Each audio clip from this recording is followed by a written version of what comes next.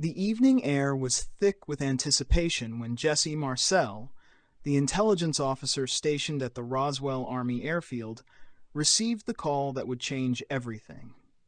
Sheriff George Wilcox, with a mix of disbelief and urgency in his voice, relayed a story that would propel Marcel into one of the greatest mysteries of modern times. A rancher named Mac Brizzle, who lived in the vast open lands of New Mexico, had discovered something beyond explanation. Strange debris scattered across his property, unlike anything he'd ever seen.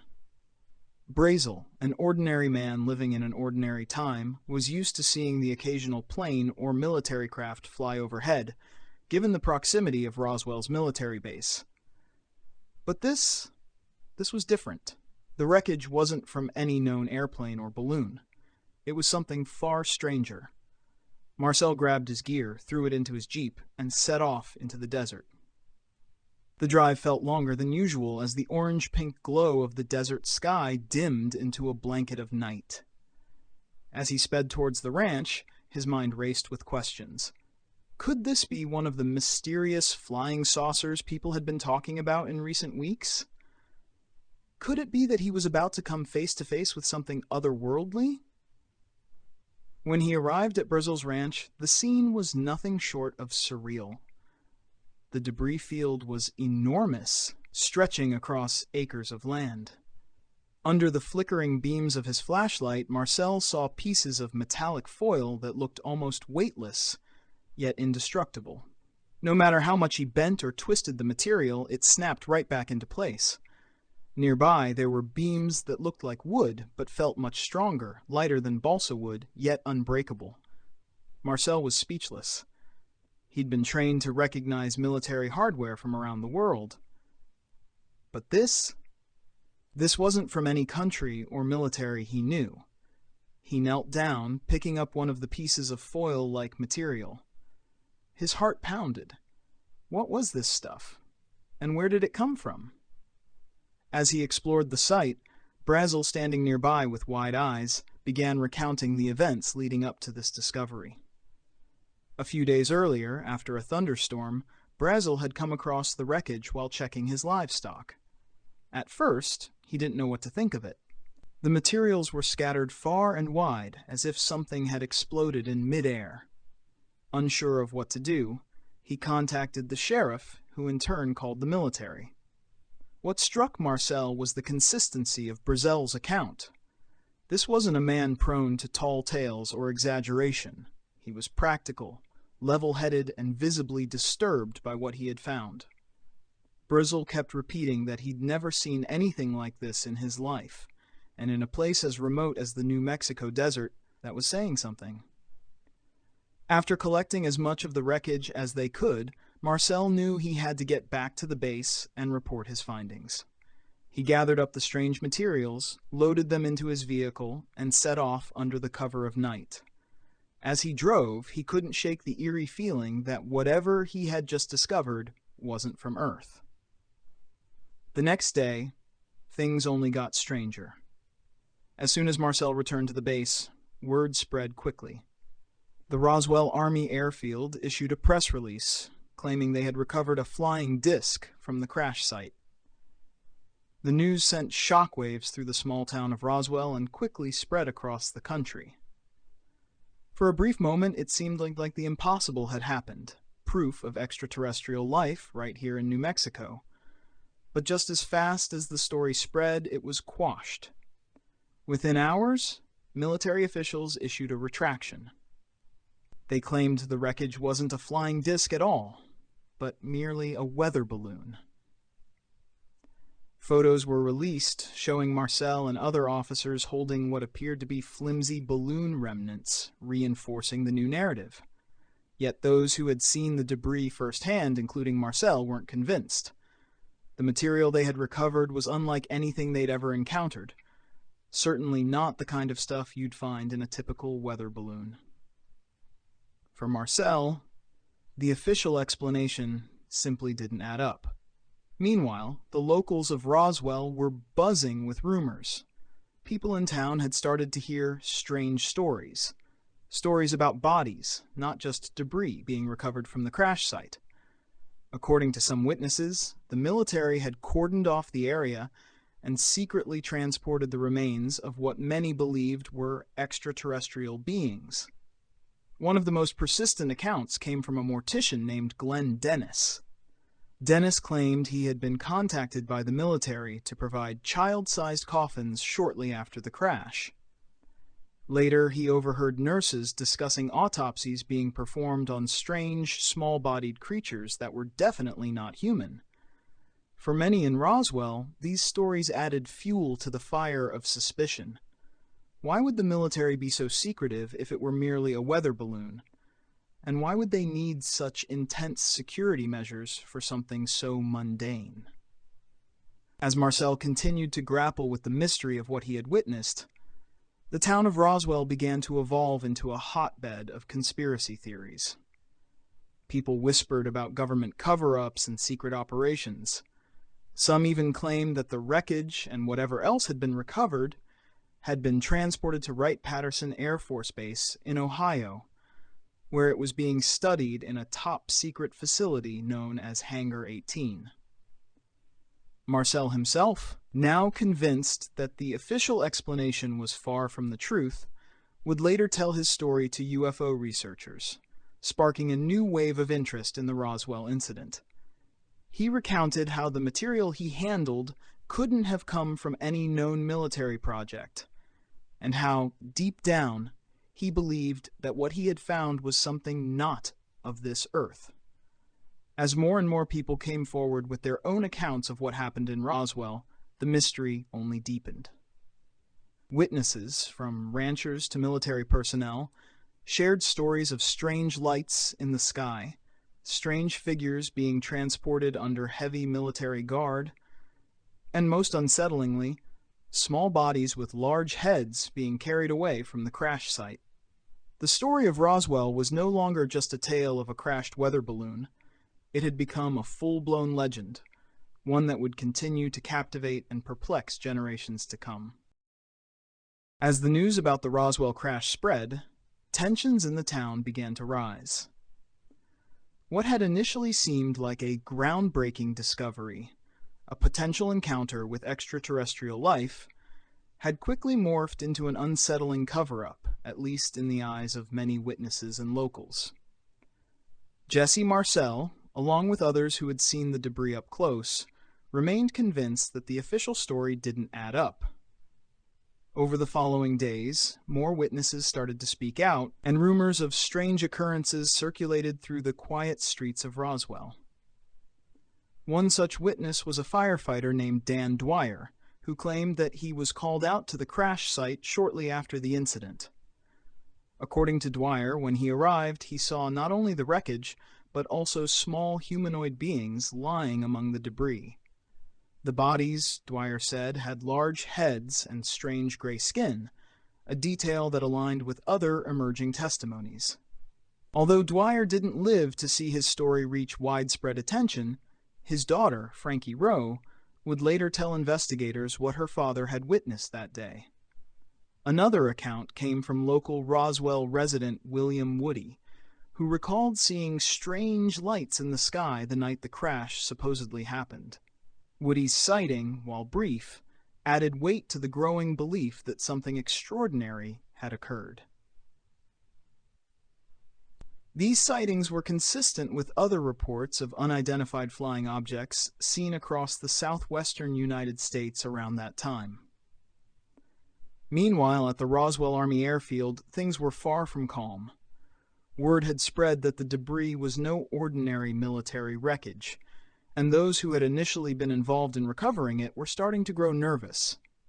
Among them was Marcel himself. In private conversations, Marcel reportedly expressed frustration with the military's weather balloon explanation. The more he thought about it, the more certain he became that the wreckage he had handled was something far more advanced than anything the U.S. military or any other nation could have developed at the time. The lightweight yet incredibly strong material seemed unearthly, as if it had been designed with technology that didn't yet exist on Earth. Adding to the growing list of strange occurrences was the sudden arrival of high-ranking military personnel in Roswell. Witnesses reported that the military had cordoned off the area where the crash occurred, and that soldiers were conducting operations under heavy secrecy. Residents nearby said they saw trucks entering and leaving the crash site at all hours, carrying what many believed to be pieces of the wreckage, and possibly even the bodies, away to undisclosed locations. Some theorized that the wreckage had been flown to Wright-Patterson Air Force Base, which had already developed a reputation for being a storage facility for classified materials. Over time, Wright-Patterson became the focal point of several conspiracy theories, with claims that the remains of extraterrestrial beings and their spacecraft had been transported there after the Roswell incident. While the U.S. government repeatedly denied these claims, the secrecy surrounding the base only served to fuel speculation. One of the most famous stories linked to Wright-Patterson Air Force Base is that of Hangar 18, a supposedly highly restricted area where alien bodies and technology from Roswell and other UFO incidents were said to be stored. Though the existence of Hangar 18 has never been officially confirmed, it remains a key part of UFO lore, with many believers convinced that it houses the truth about extraterrestrial life. Back in Roswell, the town was now buzzing with theories, whispers, and fear. Some residents worried about speaking out, afraid of military retaliation or being discredited. Glenn Dennis, the local mortician, recalled an eerie experience during this time. Dennis claimed he had been contacted by the military shortly after the crash to provide child-sized coffins. The request struck him as odd, especially given the secrecy surrounding it. Not long after, Dennis had an encounter with a nurse who worked at the Roswell base. According to Dennis, the nurse confided in him about the autopsies being performed on what she described as non-human bodies. These beings, she said, were small, with disproportionately large heads and grayish skin. Dennis would later recount how he was warned to keep quiet about what he had learned or risk serious consequences. Dennis's story, like so many others, spread slowly but surely through Roswell and beyond. The local community was becoming increasingly divided. Some believed the government's story of a weather balloon, while others were convinced that something far more mysterious was afoot. As the summer dragged on, the U.S. government remained firm in its position. The official story was that a weather balloon had crashed, and that was the end of it. But for those who had seen the wreckage, handled the material, or heard stories of strange bodies being transported in secret, the explanation just didn't sit right. The government's attempt to shut down the story only fueled the fire, leading many to wonder what else they were hiding. By the time summer turned to fall, the Roswell incident was starting to fade from the national spotlight. The story had been suppressed, and most of the media had moved on. But for those in Roswell who had witnessed the strange events firsthand, the memory of what happened that summer remained fresh in their minds.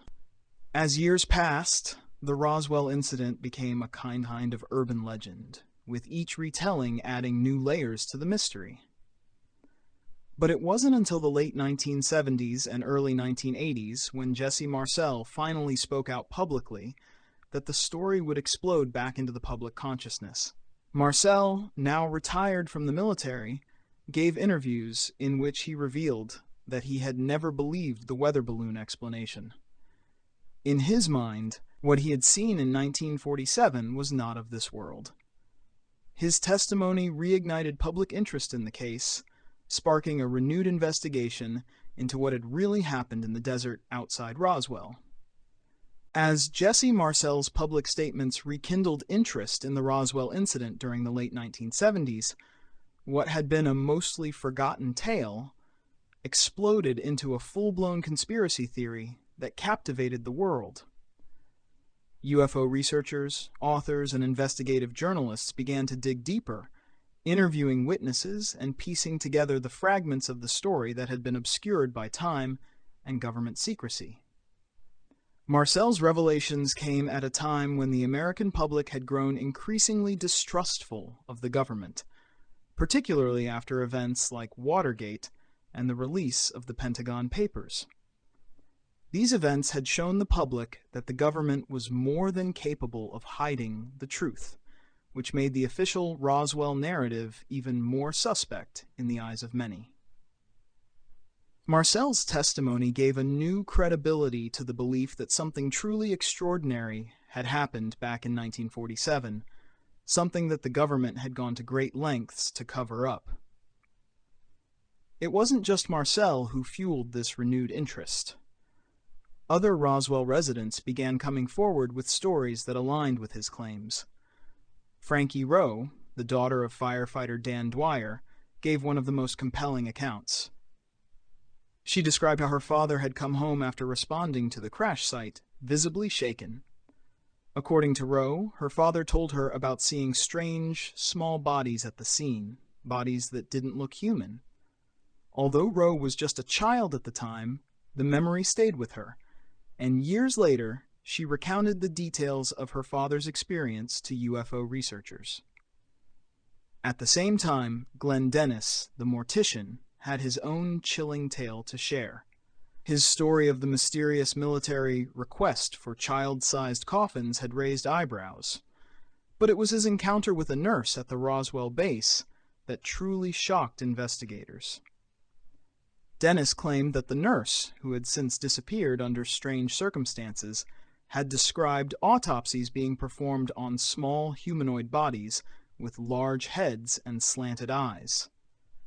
The nurse had told Dennis that these creatures were not from Earth, and that the military was intent on keeping their existence a secret at all costs.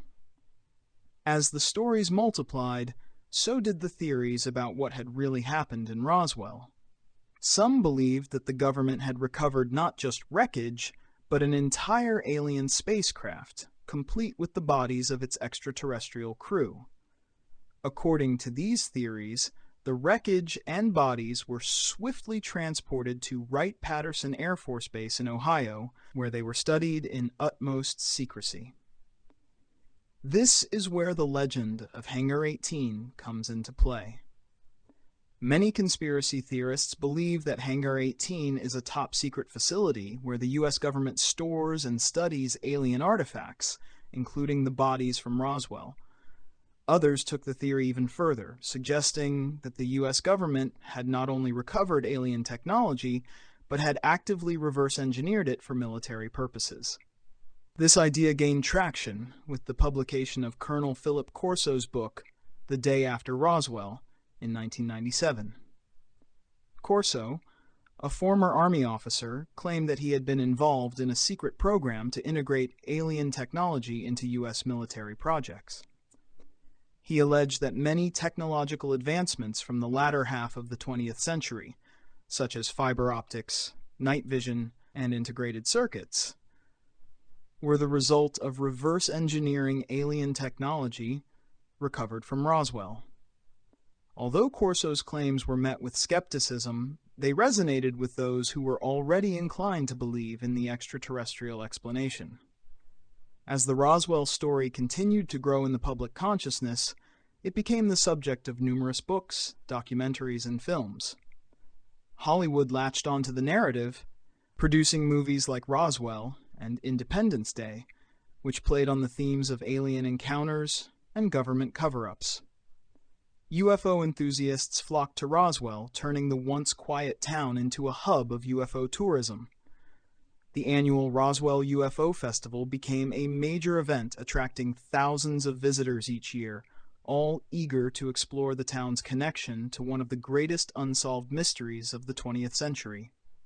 Despite the Air Force's attempts to close the case with their 1994 report about Project Mogul, and the subsequent 1997 report explaining the alien bodies as crash test dummies, the public's fascination with Roswell only deepened.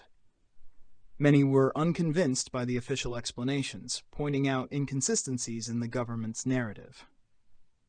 They argued that the military's changing story, from a flying disc to a weather balloon to Project Mogul, suggested that there was more to the incident than the government was letting on. Adding to the intrigue, stories about Area 51 began to surface around the same time. Area 51, a secretive military base in Nevada, had long been rumored to be involved in UFO research. Some theorists believed that the wreckage from Roswell had been taken to Area 51 for further study, and that the base was home to advanced extraterrestrial technology.